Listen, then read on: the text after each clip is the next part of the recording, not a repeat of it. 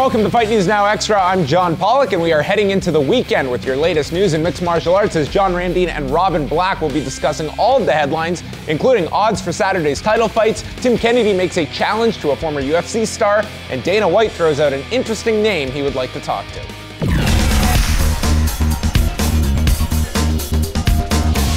Saturday night, the UFC presents two title fights at UFC 181 with the rematch of many people's fight of the year, with Johnny Hendricks coming in as a minus 200 favorite against Robbie Lawler, who's a plus 200 underdog. Anthony Pettis meets Gilbert Melendez and also looks to make the first defense of its championship, with Pettis the favorite at minus 250. Tim Kennedy and Chael Sonnen have gone back and forth, with Sonnen calling Kennedy bitter and needing to move on from his controversial loss to Yoel Romero at UFC 178 this past September. Kennedy has responded, calling Sonnen a multi-drug user and a felon, and said if Sonnen is trying to orchestrate a match for the two at a future Metamoris event, he would be more than happy to face Sonnen and choke him out. And TMZ caught up with UFC President Dana White, and White noted that he wouldn't mind speaking with former WWE talent CM Punk. Real name Phil Brooks, he is free and clear from the WWE after reaching a settlement earlier this year following his termination back in June of this year. Punk has been an avid MMA follower, spotted at many UFC cards, and does train jiu-jitsu. All right, here with John Randine and Robin Black, we look ahead to UFC 181 happening on Saturday night. Some interesting fights, to say the least, on this pay-per-view card. What are you most looking forward to, John, on this card? If there's that one fight that really jumps off of the page for you, the can't-miss fight of the night, what is it? I don't know. The whole card is awesome, but you have to look at the main event. It's an awesome rematch.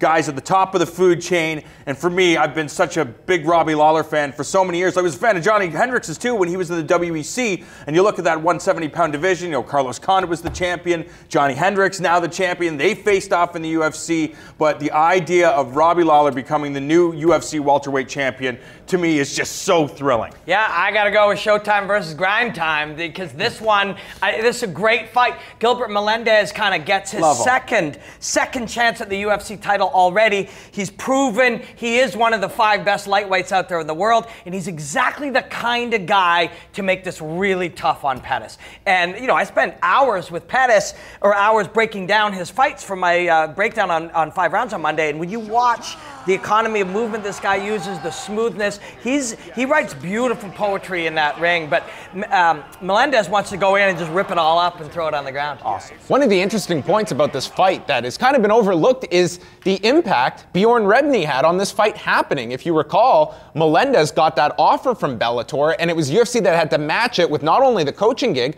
but the title fight. And thus, Gilbert Melendez got that title shot when this was announced months and months ago. Here is Bjorn Rebney's final move as Bellator CEO that comes to fruition on Saturday. Gilbert Melendez, I think, the best benefactor of the Bjorn Rebney era with that contract. You look at Gilbert Melendez and his entire career, it's been managed very, very carefully. He's had good people surrounding him. You know, Scott Coker promoting him when he was in Strikeforce, making all those moves. Had a great deal in Strikeforce, too. He wasn't one of those guys, man, I just want to get to the UFC. He made great money. That's right. 75, I think. So, do you realize this is the first time he's ever fighting in Las Vegas in his career? Yeah, he's never fought in Vegas before. Yeah, wow. Right. Yeah, you know, it's great. Hey, you manage a guy well, you make all the right moves, you make the right phone calls, and give the right people $100 here and there. That's irrelevant if the guy doesn't rule in the cage. And Gilbert Melendez rules in the cage. This fight is excellent.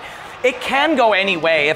If you get into round 2 and round 3 and round 4 and round 5, Melendez's confidence can be super high. He does 25 minutes as good as anyone. Ben Henderson, George St. Pierre, anyone.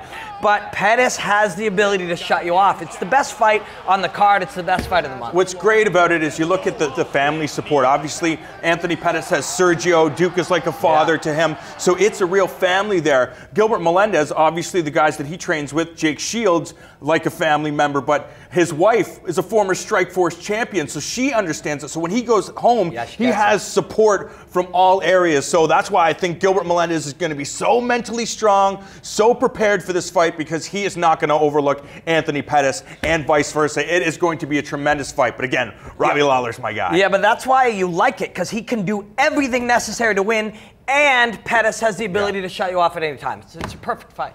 Where do you guys fall when it comes to this this discussion point that is now permeating the mixed martial arts world, centering around CM Punk and Dana White saying, yeah, I wouldn't mind talking with that guy. I guarantee you Bellator wants to talk to him. And that's the landscape of 2015. Getting guys that are going to attract maybe a lapsed audience that isn't watching as many shows anymore, getting that casual audience back that might have moved on over the last few years. Are you pro or against the idea of a CM Punk coming into the UFC? Again, with the UFC, I'm just not sure. We don't know what the level of CM Punk is. He has to be, when you think of the UFC, it is the highest level of mixed martial arts. You know, you see George St. Pierre and Robbie Lawler and Rory McDonald. Conversely, though, John, we do see the bottom end. Yes. That's true. But we look at Bellator. Bellator is better suited for guys that have limited skills. Yeah, it's a tough one, man, because when you've got a guy that can attract a ton of attention and a ton of media and stuff, you want to go with it. But he's a blue belt in jiu-jitsu and a nothing belt on the feet, and I'm sure that things come out of Henry Gracie. He's always really good and stuff, but he's a 38-year-old guy who's not a professional fighter. So if you use him, you literally have to handpick guys to use with him, and that's a bad look. So then you get to, we're going to make a lot of money, we're going to promote something good, and diminish a little bit of the competitive nature of the sport. I'd love to see him in Metamoris. That's where I'd like to see the guy. You know, in there against a blue or a purple belt and see what he's got there.